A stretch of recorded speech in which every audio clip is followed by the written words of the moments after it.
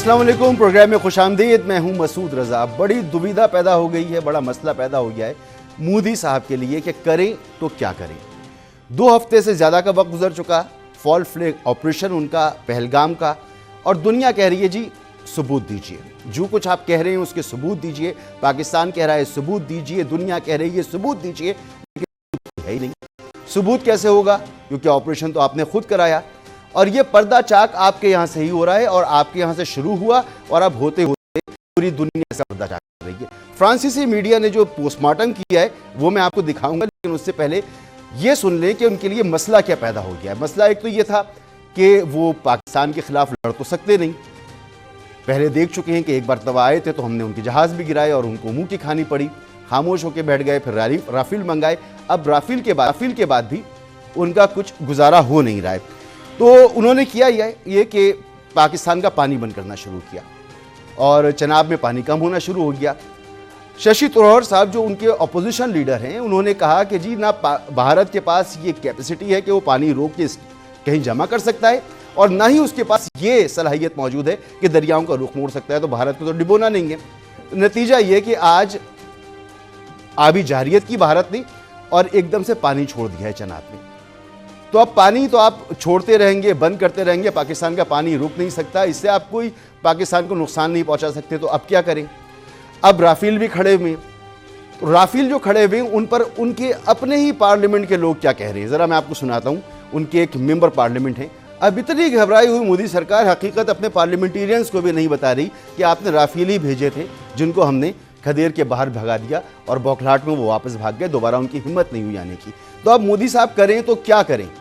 2 हफ्ते गुजर गए और पोस्टमार्टम हो रहा है उनकी उस फॉल्स फ्लैग ऑपरेशन का। तो देखें, ये AI जनरेटेड इमेजेस ये भारतीय मीडिया पर चलाए गए, और क्यों चलाए गए इसका पर्दाफाश हुआ था 1 तारीख को इसी महीने की, जब टेलीग्राम जो एक सोशल मीडिया ऐप है उस पर रा का जो मंसूबा था वो लीक हुआ था।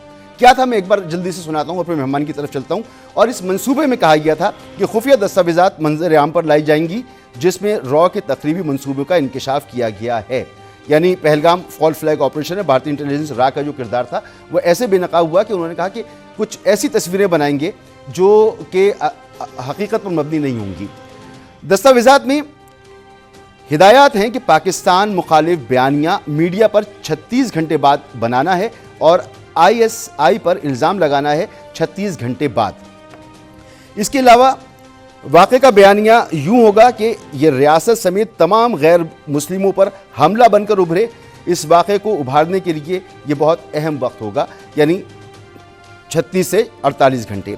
मीडिया के इदारों को 36 से 48 घंटे पहले ही वाक़े पर मुतहर्रिक किया जाएगा, और ज़िला अनंतनाग में एक कार्रवाई अमल में लाई जाएगी। रॉ दस्तावेजात के मुताबिक कहा गया था कि सयाहों की आमदोरफ्त की निगरानी के बहाने खास जगहों पर अपने फील्ड ऑपरेटर्स तैनात किए जाएंगे। हमले के 2 से 4 घंटे के अंदर AI सिस्टम के तहत गवाहों के बयानात लिए जाएंगे, और धुंधली वीडियोस की मदद से वाक़े की तस्वीरें दोबारा बनाई जाएंगी।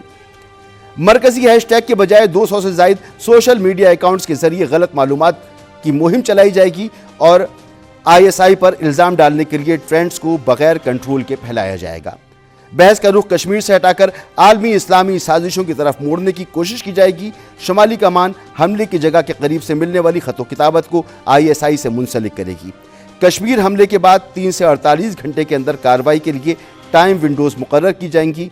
BLA सेल्स T48 पर सुई और क्वेटा में सरगर्मियाँ शुरू करेंगी। ये पूरा भारतीय रॉ का एक जाली मंसूबा था जो बेनकाब हुआ, और अब फ्रेंच मीडिया मैंने आपको दिखाया कि किस तरह से वो बता रहा है कि ये AI से बनाई गई तस्वीरें थीं, ये झूठ फैलाया गया। इसीलिए भारत को पूरी दुनिया में सिफारती सतह पर नाकामी का सामना हो रहा है, इखलाकी सतह पर नाकामी का सामना हो रहा है, और भारत का चेहरा बेलिबास होता चला जा रहा है। मेहमानों की तरफ आऊँ और गुफ्तगू को आगे बढ़ाएं। इख्तियार वली खान साहब हमारे साथ मौजूद हैं, रहनुमा मुस्लिम लीग नून, और कादिर खान मंदूखेल साहब पाकिस्तान पीपल्स पार्टी से आपका ताल्लुक़, major general retired Zahid Mahmood दिफाई तज्ज़ियाकार। आप तीनों मेहमानों का बहुत बहुत शुक्रिया। सबसे अच्छी बात तो ये हुई कि आज भी कौमी असम्बली से भरपूर आवाज़ आई कि अगर भारत ने कोई एग्रेशन किया तो वो जवाब दिया जाएगा कि उसकी नस्लें याद करेंगी। इख्तियार वली खान साहब, बहुत अच्छा हुआ कि बाहर आपके कितने भी डिफरेंसेस हों, जमातों के दरमियान, लेकिन इस मामले पर पूरी कौम एकजुट है। Thank you very much Masood Raza भाई, बहुत शुक्रिया। बात ऐसी है कि पॉलिटिकल डिफरेंसेस हर जगह पर होते हैं, हर मुल्क में होते हैं, और अगर मुल्कों की बात में छोड़ो हर जमात के अंदर होते हैं, वो एक अलग चीज़ है। बात जब नेशनल इंटेग्रिटी की आए, जब मुल्क की सलामती, बका, कौमी गैरत और हमीयत की आ जाती है, तो फिर सारी कौम यक जान यक आवाज़ हो जाती है और सब एक साथ बैठकर फिर एक ही नारा लगाते हैं। और हमारा नारा जो है वो इस वक्त पाकिस्तान का मतलब क्या, ला इलाहा इल्लल्लाह है। हमारा झंडा इस वक्त पाकिस्तान का झंडा है, और यूनिटी, फेथ और डिसिप्लिन कायद आज़म के 3 उसूल, यही हमारा औजार है, यही हमारा नारा मस्ताना भी है और नारा ललकार भी है। बात क्लियर है कि अगर भारत अपनी अददी ताकत की उसको कोई गलत फहमी या खुशफहमी है तो ज़रूर रहे। हमने भी सूरह अनफाल पढ़ रखा है, माशाअल्लाह, जब बहुत कम तादाद में मुसलमानों की फ़ौज ने नबी की इमामत में और उनकी सरबराही में कुफ़ार के ख़िलाफ़ ग़ज़वा बदर जब वो लड़े तो हज़ारों कुफ़ार को किस तरह नेस्त व नाबूद कर दिया था। ये उसी नबी के उम्मती हैं और उसी जज्बे से हर जंग में, आज सिर्फ सिपा सालार ही नहीं, आज पाकिस्तान की 25 करोड़ आवाम अपने सिपा सालार की क़ियादत में लड़ने के लिए तैयार हैं। आज हमारी अस्करी और सिविल क़ियादत एक प्लेटफॉर्म पर 1 पॉइंट एजेंडा पर मुत्तहिद और मुत्तफिक है। और इंडिया को हम पहले भी बता चुके हैं, आज फिर बताते हैं कि अगर आपने कोई ऐसा कोई प्लान बनाया है या कोई बेवकूफ़ाना, हमें पता है कि आपकी सरकार पर बड़ा असर होता है आपकी बॉलीवुड का, आपकी बॉलीवुड में जो कुछ फिल्में बनती हैं उसका असर नरेंद्र मोदी, बुचर ऑफ गुजरात जो कसाई है उस पर होता है, उसकी सरकार पर होता है, खून के प्यासे इन पर उसका बड़ा असर होता है। लेकिन आजकल इनके ड्रामे, जो पहले पुलवामा का ड्रामा था और आज फिर पहलगाम का ड्रामा हुआ है, तो मुझे ऐसे लगता है कि अब बॉलीवुड को नरेंद्र मोदी की सरकार का चरबा उठाकर बॉलीवुड ले जाना पड़ेगा। डुबो दिया, तो हम बॉलीवुड बता देना चाहते हैं, मोदी सरकार की सोच ने बॉलीवुड को भी डुबो दिया, अख्तियार भाई, उसको भी डुबो दिया। मैं समझता हूं कि इस वक्त वो हॉलीवुड से भी आगे निकल गए हैं, वो किसी भी वुड से आगे निकल गए हैं। झूठी और वो डेडवुड हो गए, डेडवुड देख देख कर पागलों की तरह उनका बॉलीवुड डेडवुड हो गया सर। वाज़ेह तौर पर बता दूं जी, ये बात सिर्फ मेरी नहीं है, ये तमाम पॉलिटिकल पार्टीज की है, ये पाकिस्तानी सरकार की है, ये पाकिस्तानी अवाम की है कि अगर इंडिया ने कुछ ऐसा सोच के रखा है या उसके लेपालक इजराइल ने कुछ ऐसा सोच के रखा है कि दुनिया का नक्शा होगा और उस पर पाकिस्तान नहीं होगा, तो ये याद रखें, खाकम बदहन, पाकिस्तान अगर नहीं रहा तो ना इंडिया रहेगा, ना इजराइल रहेगा और ना उसके सपोर्टर रहेंगे, कोई भी नहीं बचेगा। इंडिया का ये तो सोच ही नहीं है ना कि पाकिस्तान खुदा न खास्ता, जंग नहीं चाहते, ये तो हम लफ्ज भी नहीं सुनना चाहते। हम अमन के दाई हैं, अमन चाहते हैं, लेकिन अगर जंग थोपी गई तो इंशाल्लाह फिर वही बात के शुरू करना फिर आपका शौक होगा, लेकिन इसको फिर खत्म हम अपनी मर्जी से करेंगे। कादिर बंदूखेल साहब, सर अब मोदी साहब अपने बयानिए का शिकार हैं, तो एक अगर सियासी शख्स अपने ही बयानिए में घिर जाए तो उसे उससे निकलने के लिए क्या करना चाहिए, क्या मशवरा देंगे? कर तो कुछ नहीं पा रहे, 2 हफ्ते गुजर गए, प्लानिंग हो रही है मीडिया के ऊपर कि जंग कैसे लड़ी जाएगी। जी मसूद रजा साहब, यकीनन मेरे ख्याल में मोदी ने सिर्फ धमकी दी है और हमने अस्तीने भी चढ़ा लिए है, बंदूक में गोलियां भी लोड कर दी है और मिसाइल भी हमने एक्टिव करा दिए, 150 किलोमीटर वाले, 450 किलोमीटर वाले, सारे उनके शहरों के हिसाब से हमने मिसाइल तजर्बे भी कर दिए और बॉर्डर जो इजला है वहाँ पे हमारे फौजी मशकें भी चल रही है। तो मेरे ख्याल में पाकिस्तान तो सिर्फ बॉर्डर क्रॉस नहीं किए, बाकी तो पूरे का पूरे जो है ना वो तैयार बैठी है कि जब भी मोदी कोई हरकत करेगा तो उनको मुंह की खानी पड़ेगी। तो यकीनन एक खुशाइन बात है। और फिर जैसे इख्तियार वली साहब ने बताया या आपने इब्तिदाई में बताया कि मोदी ने एक इल्ज़ाम लगाया और अब सवाल दुनिया ये कर रही है, खुद हिंदुस्तान के लोग कर रहे हैं कि अगर ये जो वाकया हुआ है उसका 10 मिनट बाद आपने वो लगा लिए, सराग लगा लिए या गोंज लगा लिए कि पाकिस्तान ही की है, तो इसका मतलब आपकी इंटेलिजेंस तो बड़ी जबरदस्त है। तो फिर इस जबरदस्त इंटेलिजेंस पहले कहां थी इस वाकये से पहले, और फिर इस वाकये के बाद कोई गिरफ्तार क्यों नहीं हुआ, कोई बच कैसे निकल गया? तो ये तो आपके 7 लाख फौज के ऊपर सवालिया निशान मैं नहीं, पूरी दुनिया नहीं, बल्कि आपकी अपनी शहरी जो है ना वो लगा रहा है। तो ये तो मुंह बोलता सबूत है उनकी नाइली का।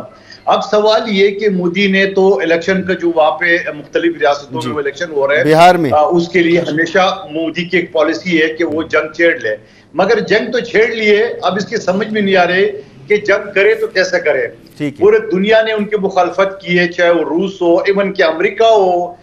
एक जो नाजायज बच्चा जो इजराइल है, जो मुसलमानों का कातिल है, मैं तो ये कहता हूं अल्लाह करे ये जंग शुरू ही हो जाए, ताकि हिंदुस्तान के साथ साथ इसराइल को भी दफनाया जाए, ताकि हमेशा के लिए जो नासूर जो है मुसलमानों के बीच में जो बैठा हुआ है, तो ये इसको भी खत्म किया जाए। तो आखिर ये जो हमने एटम बम रखा हुआ है, तो ये कोई शबरात के पटाखे के लिए तो नहीं रखा हुआ है।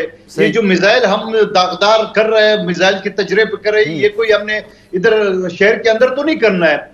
तो मैं तो कहता हूं पूरे पाकिस्तान इस बेचैनी का जो है ना वो शिकार है कि कब जंग शुरू होगी, ताकि इंडिया को एक ही मर्तबा जवाब दिया जाए। लेकिन साथ साथ मैं ये भी कहना चाह रहा हूं कि हुकूमत को गोद के अफवाज पाकिस्तान ने बड़ा जबरदस्त जवाब भी दिए है, और हुकूमत पाकिस्तान ने भी दिए है। मैं वफाकी हुकूमत की बात कर रहा हूँ कि सफारती सतह पे उन्होंने बड़ा अच्छा उसको मैनेज किया है। लेकिन साथ साथ पाकिस्तान के अंदर जो सियासी जमातें हैं उनको भी अनबोर्ड लेना चाहिए। और फिर अब असम्बली का इजलास आप देख रहे हैं, एक दिन के इजलास पे कोई 10 करोड़ से ज्यादा खर्च होता है। जो मुलाजमीन है उनके तनख्वाह, खाना पीना, DAD अलग होता है, और ऐसे मौके पे न वजीर आजम है इजलास में, न वुज़रा है, एक वो जाके अकलियती वजीर है, और एक वो वजीर है जो कोई उसको सुनना ही नहीं चाहता है, कोई सीरियस लेना ही नहीं चाहता है। अता तारक को रात 2:15 बजे ऐलान कर रहे हैं पूरे पाकिस्तानियों को परेशान करके हमला होने वाला है। तो बाबा हमला होने वाले तो क्या करे, खिड़की दरवाजे बंद करे, क्या मिसाइल ना आ जाए? मतलब क्या मतलब आपको पूरे 2 बजे मकसद था पूरे पाकिस्तान को परेशान करना? हमारी फौजी तैयारी मुकम्मल है। मैं अपनी हुकूमती तैयारी खान साहब से पूछूंगा कि आपकी जो शिकायत है वो उन तक पहुंचाऊंगा। लेकिन जनरल साहब, हम कभी कभी इरेशनल भी हो जाए और कभी कभार अपने जज्बात में बह भी जाते हैं, लेकिन हमें रैशनल रह के भी बात करनी चाहिए, क्योंकि जंग का मामला है, कोई मामूली मामला नहीं है। तो भारत के पास ठीक है, उसकी फ़िज़ाइया भी हमसे बड़ी है, उसकी नेवी भी हमसे बहुत बड़ी है, उसकी ग्राउंड फोर्सेस भी हमसे बहुत ज़्यादा बड़ी हैं। कौन सी ऐसी चीज़ है जिसने अब तक भारत को पाकिस्तान पर हमला करने से रोका हुआ है? गो के वो चाहता है कि पहली फुर्सत में हमला कर दे, क्योंकि वो उनके यहाँ तो ये बात चल रही है कि पाकिस्तान को खाकिम बदहन सफाई हस्ती से मिटा दिया जाए। किस चीज़ ने उनको रोक रखा है? जी बिस्मिल्लाहिर्रहमानिर्रहीम। Masood, thank you very much for the invite, और मेरा अख्तार वली साहब को और मंदोखेल साहब को बहुत सलाम, और इनके जज्बात की मैं बहुत कदर करता हूँ। ऑफ कोर्स ये दोनों पार्लियामेंटेरियंस भी रहे और सियासत भी करते हैं, ये अवाम की भरपूर नुमाइंदगी कर रहे हैं। और मैं ऑनेस्टली बताऊं कि जो हमारा यूथ है, ख़ास तौर पे स्पेशली जो मिलिट्री का यूथ है, हमारे जो यंगस्टर्स मिलिट्री में हैं, उनके तो वो कहते हैं जी हाथों पे खुजलियाँ हो रही हैं, क्योंकि वो पिछला जो पुलवामा का इंसिडेंट हुआ उसमें भी वो रिस्ट्रेंट का पॉलिसी अपनाई गई, वो बाकी जहाज़ भी गिरा सकते थे। तो वो पायलट्स आज तक वो जब भी मिलते हैं वो कहते हैं कि जी हमें रिस्ट्रेंट फिर आप मत करें, जब आप एक इजाज़त मिल गई है तो फिर हमें मौका दें। तो ये तो लेवल है जी कौम का। अल्हम्दुलिल्लाह जहाँ तक इंडिया का ताल्लुक है, I think this nothing looking back जी। और ये जो बिल्कुल दोनों सही उसकी नुमाइंदगी कर रहे हैं, और इर्रिस्पेक्टिव हम किस सूबे से हैं, किस जमात से हैं, इंडिया के ऊपर यकजहती है। और ये फ़ौज का मकसद ही एक इस हेजमोनिक जो डिज़ाइन है इंडिया के। देखिए मसूद साहब, आपने अभी जो सवाल किया है कि जी उन्होंने क्यों अभी तक हमला नहीं किया, एक तो उसकी वजह 3-4 वजूहात है।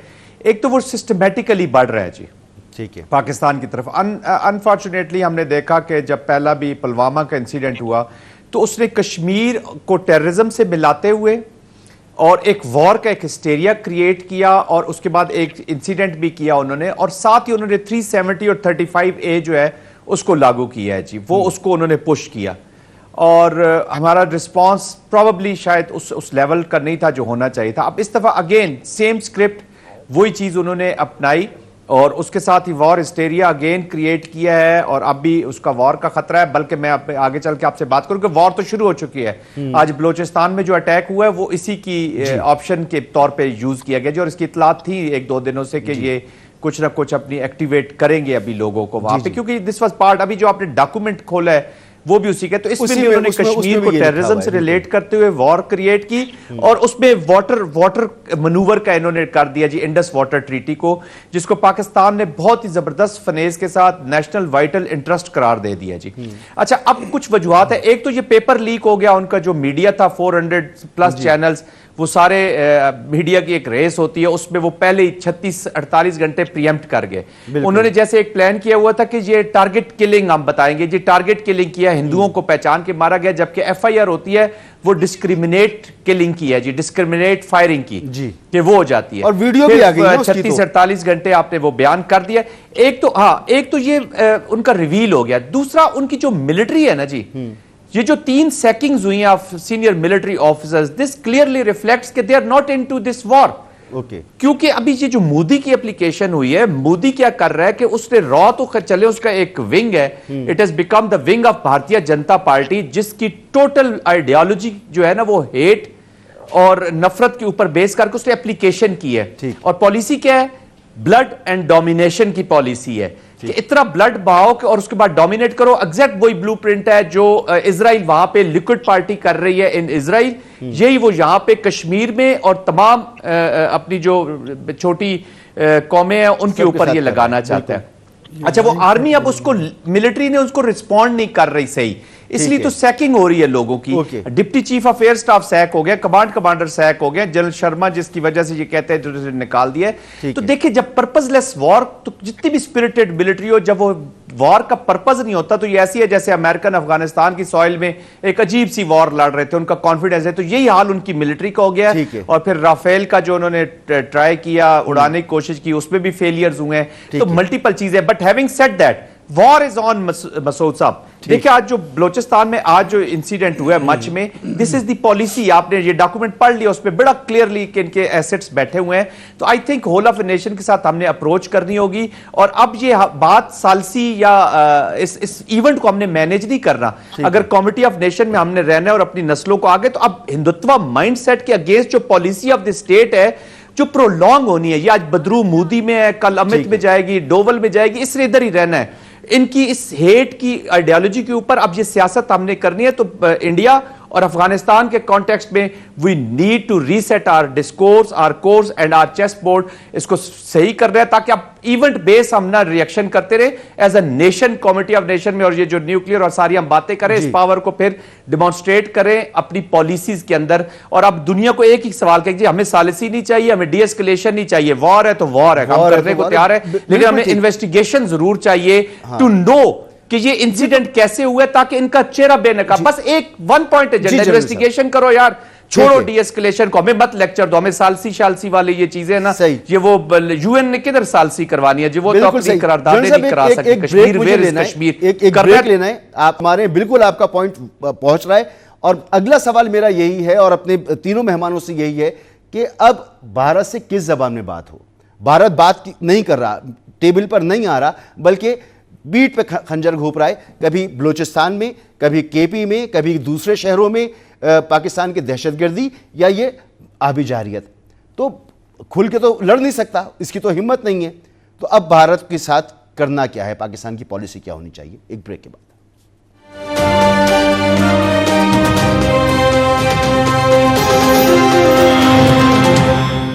Welcome back. हमारा पड़ोसी एक कमीना पड़ोसी है जो पाकिस्तान को कमज़ोर करना चाहता है और उसकी पूरी कोशिश भी यही है।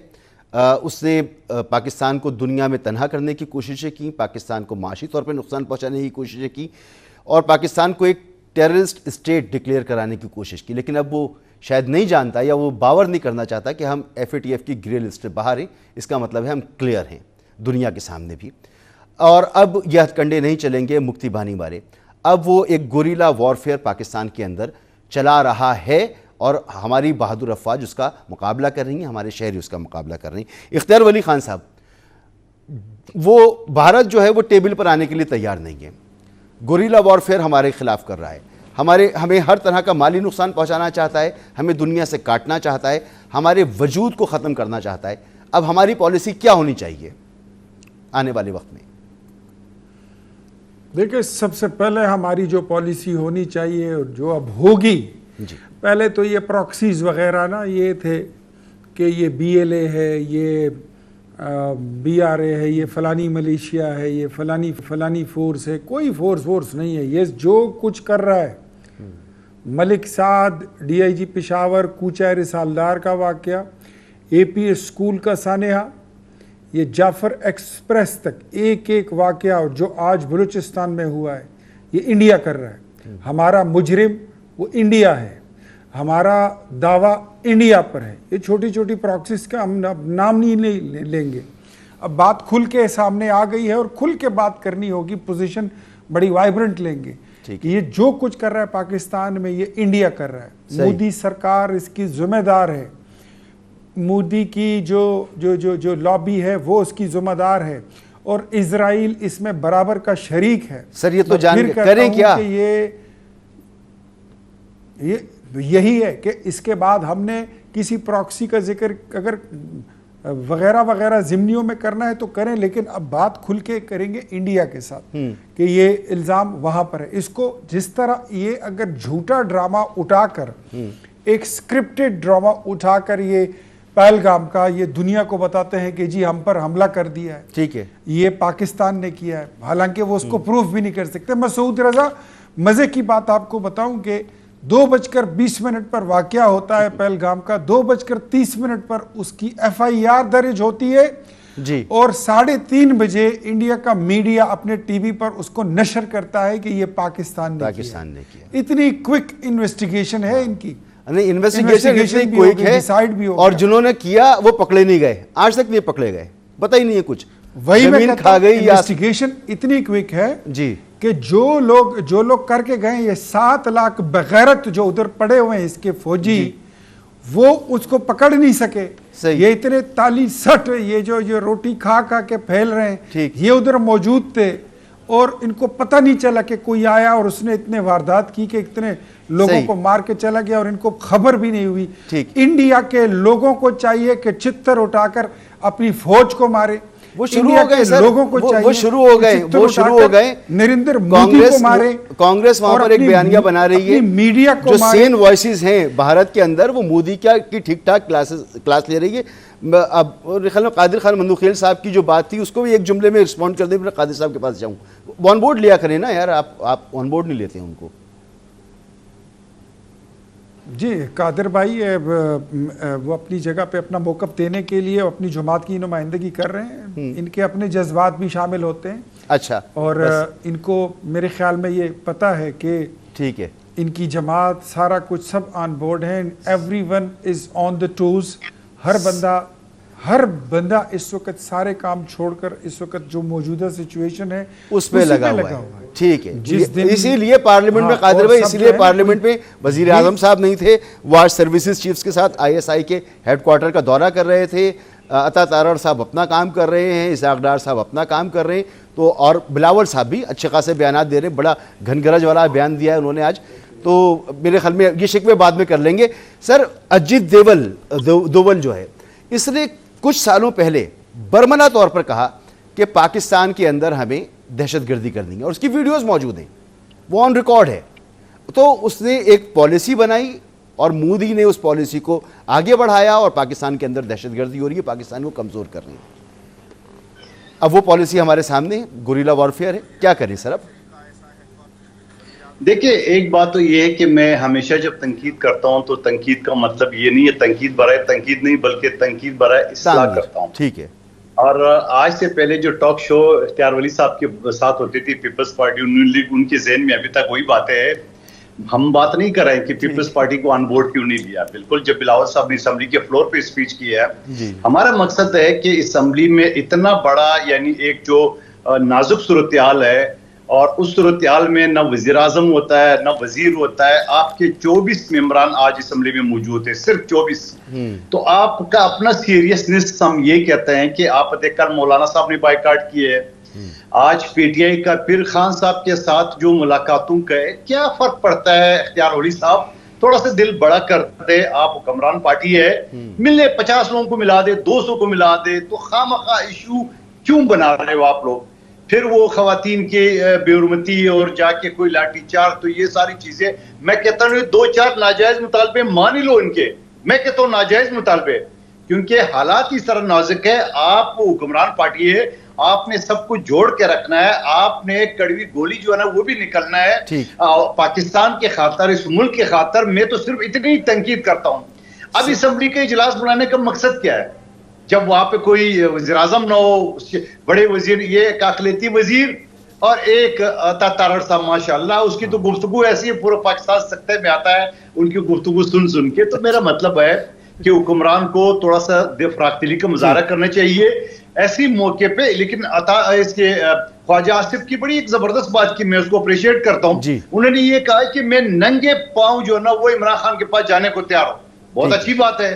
अता तारड़ ने भी अच्छा स्पीच की है एक लिहाज से, अगर मैं 1-2 घूमते सब पे तंकीद नहीं करूँ। उसने बोला आप हमारे गिरबान पकड़ ले, हम आपके पकड़ेंगे, 2-4 महीने बाद पकड़ेंगे, फिलहाल तो ना करें, अभी ना करें। जो अच्छी बात है उसको हम अप्रिशिएट करते हैं, हर तरफ से अच्छी बात होनी चाहिए, एक जहती वाली होनी चाहिए बात करके। ठीक, मैं ये समझ रहा हूं कि अल्हम्दुलिल्लाह पाकिस्तान को किसी का बाप शिकस्त नहीं दे सकता है, चाहे उनके साथ अमेरिका और रूस क्यों न शामिल हो जाए। ठीक है, लेकिन सवाल ये है कि इस वक्त हमने अपनी जो एक एकजुटती है वो हमने करना है। मैंने कहा इंडिया तो अभी सोच रहे जंग का, हम तो शुरू कर चुका है। आपको मैंने मिसाइल की जो तजर्बे, आपकी फौजी मशकें, ये क्या है? जंग ही तो क्या है? जरा इधर तो एक जहाज तो आ जाए, जरा एक टैंक तो आ जाए तो उसको पता चल जाए। तो सवाल ये, हम तो तैयार है पहले से, और फिर हम तैयार क्यों नहीं है? हमारा तो 40 साल का तजर्बा है जंग का, और हम हालत में जंग में ही है सर। जब रूस का यलगार हुआ अफगानिस्तान पे, हम तो उस वक्त से जंग में, हमारा तो बड़ा तजर्बा है, हमारे से क्या मुकाबला करेंगे? लेकिन पाकिस्तान के अंदर जो सियासी पार्टी है, चाहे मौलाना साहब कल नाराज हुए हैं या पीटीआई के लोग हैं, उसको थोड़ा सा कुछ दिन के लिए आप दिल बड़ा करके उनकी जो ना वो एक नाजायज मुतालबे में भले माले, मुलाकात ही करनी, मुलाकात से कौन सा बिल्कुल भाई आपका बिल्कुल पॉइंट आ गया। जरा स्ट्रेटेजिकली जो है इसको देखते हैं। जनरल साहब आप फरमाइए, ये एक सवाल है ना अब कि भारत एज अ पॉलिसी हमारे यहाँ इंसर्जेंसी, तो अब उसको उसी की जबान में जवाब देना होगा। और अगर पाकिस्तान तो अब जाहिर सी बात है, माजी में अमेरिका के साथ हमने अफगान वॉर में जो कुछ हुआ, जैसा कुछ किया, अब तो हमारा कोई ऐसा इरादा भी नहीं है। हम बरमला इसका इजहार भी कर चुके हैं और दुनिया के सामने करते हैं। तो अब क्या किया जाए, इसको किस तरह से काउंटर किया जाए? देखिए मसूद, पाकिस्तान के इस वक्त जो इशू है ना जी, वो उनकी मिलिट्री या भारत की माइट या वो उसका जो वेट है या उसका, that is not a big issue. Pakistan, मैं देखे पिछले सेगमेंट में मैं यही बात कर रहा था कि पाकिस्तान को वो बड़ा स्मार्टली एक वॉर हिस्टेरिया क्रिएट करके और पूरी दुनिया को जो उसके खतरात हैं वॉर के या जो उसकी रिपरकशंस हैं, 2 न्यूक्लियर कंट्रीज के बीच में कॉन्फ्लिक्ट, उसमें लिमिट करके उस इवेंट तक लिमिट कर दिया जाता है जी। एंड दे पुश 370, 35A, और जिस तरह अभी वाटर की मैंने बात की, तो बड़ा सिस्टमेटिकली एप्लीकेशन हुई है। देखिए ये भारत के अंदर भी स्ट्रेटजिस्ट मौजूद हैं, वहाँ पे अक्ल वाले लोग भी हैं, वो समझते हैं कि मिलिट्री कॉन्फ्लिक्ट जो है वो पाकिस्तान के साथ भारत अफोर्ड नहीं कर सकता, भारत वो कास्ट नहीं पे कर सकता। तो उसी वजह से तो उसने हाइब्रिड और प्रॉक्सी वॉर अडॉप्ट किया ना, वरना ये जंग तो वो कर चुका होता। और उसने कहा कि इसको ब्लीड करो। मैंने इसलिए कह रहा ब्लड एंड डोमिनेशन की पॉलिसी है based on the ideology of hate, कि इतना खून बहाओ कि कम कर जाए, अपनी पॉलिसी कैप्चुलेशन पे चले जाए, अपने कश्मीर पे कंप्रोमाइज कर जाए, न्यूक्लियर पे कंप्रोमाइज, ये तो उसके इरादे हैं जी भारत के। आपने अभी बड़ा पर्टिनेंट सवाल किया कि हमें क्या करना है। देखिए एक चीज तो मैंने पहले आपको बताई है कि अब हमने भारत की ये जो हिंदुत्व माइंडसेट है ना, इसकी जो एप्लीकेशन है टू एलिमिनेट इस्लाम के खिलाफ, माइनॉरिटीज के खिलाफ हेट, एक्सपेंशनिस्ट, ये रुकेगा नहीं। ये मकबूजा कश्मीर पे रुकेगा नहीं, ये कश्मीर जाएगा, गिलगित बल्तिस्तान जाएगा, ये बाकी पाकिस्तान की बात करेंगे। ये सोच रुकने वाली नहीं है। तो इस माइंडसेट के लिए हमने अपनी कौम को और अपने आप को प्रिपेयर करना है, अपने स्टेचर को, स्टेट के जो रिस्पॉन्सेज हैं, जो रिक्वायर्ड रिस्पॉन्सेज हैं, हमारा स्टेचर, हमारी पॉलिटिक्स, हमारी डिप्लोमेसी, हमारी मिलिट्री, हमारे इदारे, all elements of national power will have to rise to that level, जहां पे हम जी इकोनॉमी ऑफ कोर्स, ये सारे सेगमेंट्स है ना जी। देखिए हाइब्रिड का जो एप्लीकेशन है ना, वो उसके स्पेक्ट्रम बहुत बड़ा है। उसका स्पेक्ट्रम में मिलिट्री इज वन पार्ट। ये जो हम मिलिट्री की बार बार बातचीत कर रहे हैं, जंग मिलिट्री, ये एक पार्ट है। उसमें डिप्लोमेसी है, उसमें इंफॉर्मेशन वॉरफेयर है, उसमें मिलिट्री है, उसमें इकोनॉमी है, उसमें फाइनेंस है, उसमें इंटेलिजेंस है, उसमें लॉफेयर है। तो बहुत सारी सोसाइटी का पूरा स्पेक्ट्रम के जितनी भी फैसेट्स है वो उसमें शामिल हैं। तो आपने कौम को उसके लिए तैयार कर रहे हैं। नेशनल लीडरशिप का ये काम है कि वो अवाम को अपनी अफवाज के पीछे लगाए। We have to come out with the superior strategy. अभी इंटरनली दो अप्रोचेस है। पहले तो आप इंटरनली अपनी कोहेजन, अपनी जो मसाइल हैं, जो पोलराइजेशन है, इसको खुदारा एड्रेस करना है। जो पावर के साथ साथ रिस्पॉन्सिबिलिटी आई है, अब उसकी एग्जीक्यूशन का वक्त आ गया जी। और ये चीजें चलती रहेंगी। पिछली जो एस्केलेशन थी वो पीटीआई के टाइम में थी, ये एस्केलेशन अभी नवाज शरीफ लीग के टाइम में आ गया, अगली शायद पीपल्स पार्टी। तो ये पॉलिटिक्स तो चलती रहेगी ना। तो इस स्ट्रेटजी पे हमें कोई कंप्रोमाइज नहीं करना। आपकी मिलिट्री के पास कैपेसिटी है। देखिए सबसे इंपॉर्टेंट चीज है पाकिस्तान। जनरल साहब बड़ा अच्छा आपने पॉइंट उठाए। मुझे एक ब्रेक लेना है, ब्रेक के बाद आप इसे फिर दोबारा शुरू करता हूं। इस गुफ्तगू को आगे ही बढ़ाना चाहिए और मजीद बात ब्रेक के बाद ही करते हैं।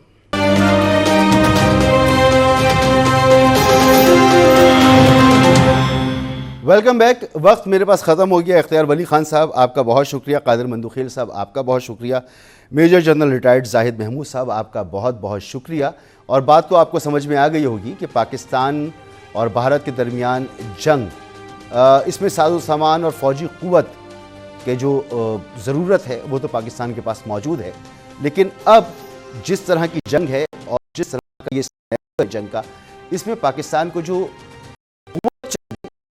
मुख्तलिफ है। पाकिस्तान को माशी इस्तेहकाम चाहिए, अंदरूनी यकजहती चाहिए और पाकिस्तान को अपने एक आम आदमी की ज़िंदगी को हर तरह से बेहतर बनाकर तरक्की की मनाजिल तय करना होगी। ये कैसे होगा और ये कितनी जल्दी मुमकिन है, आने वाली वक्त में इस पर बात भी करेंगे। इजाज़त दीजिए, अल्लाह।